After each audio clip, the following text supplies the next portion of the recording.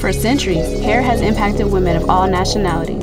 Hair is an expression of individuality. No two heads of hair are alike. In the 18th century, it was the elaborate wigs, mile-high coiffures, and highly decorated curls. Victorian women wore their hair sleek and shiny, often styled in long ringlets, pinned up with hair nets and decorative combs. Neatness was key and loose hair was considered vulgar. In the Roaring 20s, shorter styles were popular, such as bobs and finger waves. By the 60s, many women favored voluminous styles, such as beehive and the bouffant, and would accessorize with flowers or ribbons during the hippie phase. The 70s, women wore their hair long with free-falling curls, soft partings, and long fringes. In the 80s, it was all about big hair, whether it was short or long. They also wore the curly perm, which permanently curls the hair with perm rods and waving lotion. At the turn of the century, many women of all cultures started adding hair extensions, wigs, and hair pieces for length, volume, or style. Today, we're headed out east to Collage Hair Design in Beachmont, which has been in business for almost 20 years. Let's talk to the owner, Debbie.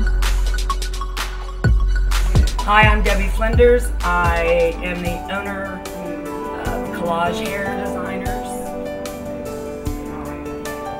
I am doing a color, just a normal retouch with a low volume, because it really isn't important to use anything high.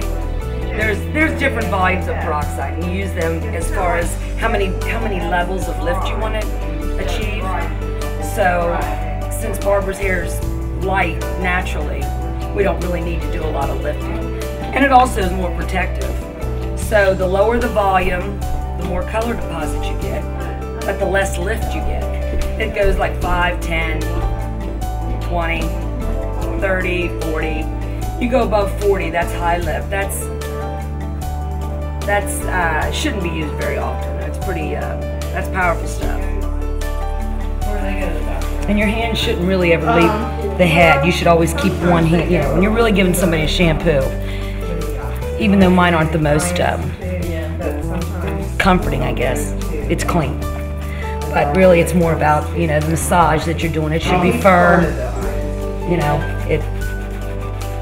your hand should not leave the head. I guess I love the professionals because I love fashion, style, and I also enjoy being with people. That's a real important part of me. Also in this profession, it's probably unlike most others, and I don't think people really realize it, is that we get to touch people. We actually touch their shoulders and their hands, their faces. And you know, in most professions, you don't do that. You don't get the opportunity to do that. I mean, doctors do. So it's the doctors and us. But anyway, I've always had a passion for it. Used to be in the hair business. Hairdressers and barbers were not allowed to work together in the same space. Hairdressers fought for quite a while to get that handled, and they finally did. But before they did get that handled, Sonia, who's in the back, is actually a barber. And in Philadelphia, it's different also, the licenses that you need. So anyway, when we had them come, we had 2 barbers. And when they came, the state board came in and told us that we could not have barbers in this building unless we put up a wall. So anyway, you know, they finally changed that up, but we had to put a wall up there. We had to add another bathroom when I already had 2 here. So state board, we have 2 different state boards. We have a state board for cosmetology, which is us, and then there's a state board for barbers. So, you know, Sonia back there has to answer to the barbers. So anyway, finally it's been changed and we are allowed to work together. My name's Sonia Boskin, and I'm originally from Bristol, Pennsylvania, and I moved here in 1991. There's 2 licenses in most states, barber and beautician. And barbers, I think, are more attuned to cutting or detail, especially for men. The beauticians do a lot of the teasing, perming, coloring. Not that I do that, but cutting is my favorite. I don't like I'm kind of impatient, and I don't like to play around. I get impatient, so I just like to cut the hair, blow it around, give you a little curling iron, and it's done. They can go, and they can do it at home themselves. Easy. This business is very trying on your body. So you really have to try to take care of yourself. Exercise, I think if you're overweight, it's difficult. You have to, you're on your feet for 8 to 12 hours a day. And I eat properly, because if you don't, you won't have the energy to do it. I have to wear certain shoes, and most hairdressers do once they're past 50. It's just part of life, mostly.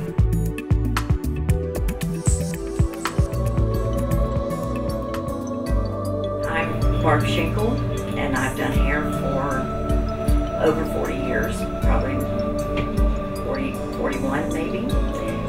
And I've been doing the wigs probably for the last 8 to 10 years.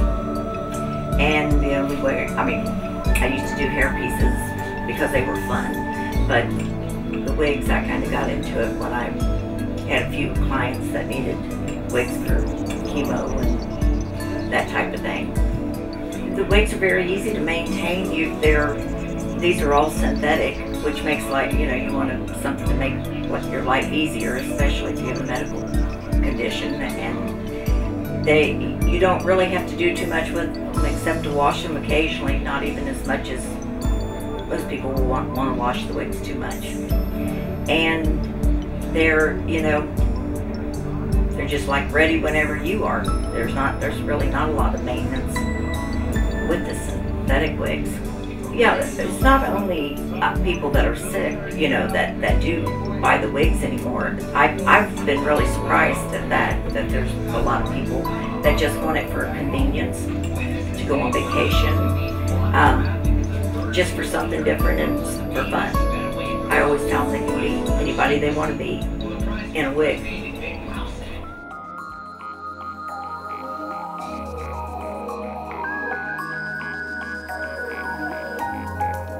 I'm Krista, and I'm a nail technician and a hairdresser. And today I'm doing shellac on Brenda's nails here. It's one of the new and upcoming products out for the nail technicians. Shellac. It's a gel-based polish that stays on natural nails for 2 weeks. It just enhances a regular manicure that probably would only last a week. And it also reinforces a natural nail. Brenda does put it on acrylic. You can put it on acrylic, but it's really made for the natural nail, the shellac program. The UV light is what activates the shellac. Without the UV light, the shellac would not activate. It would not harden. It would be runny and tacky and sticky without going under the light. And each coat requires you to go under the light because each has gel in it. Each of the shellacs coats have gel, so you have to activate each coat. Hi, I'm Tony, and I'm getting hair extensions for the first time. Really excited about it. Hopefully it'll make me look like I have a full head of hair instead of only a half a head of hair. And just got the highlight done. Love the color. And can't wait to see how this all looks when she's finished with me. My name's Debbie Crothers. I've been doing hair since 1970. I have worked in many salons. I've owned a salon before.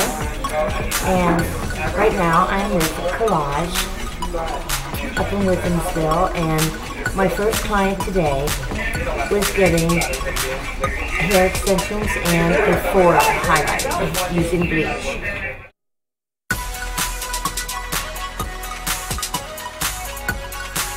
You will need some Great Lens hair extensions, the Great Lens 3200 thermal system and applicator tongs, and Great Lens plastic protectors to protect the client's scalp from the heat of the tongs.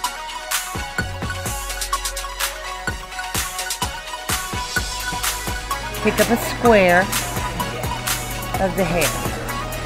Put the extension underneath the hair, this far from the scalp.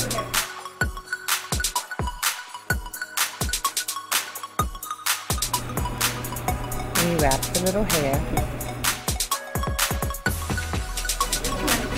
You go back in at a diagonal and roll. You cannot cut hair extensions blunt. You either have to use a razor or a thinning shear. Today I'm using a thinning shear on Tony because I want it ragged so you can't tell.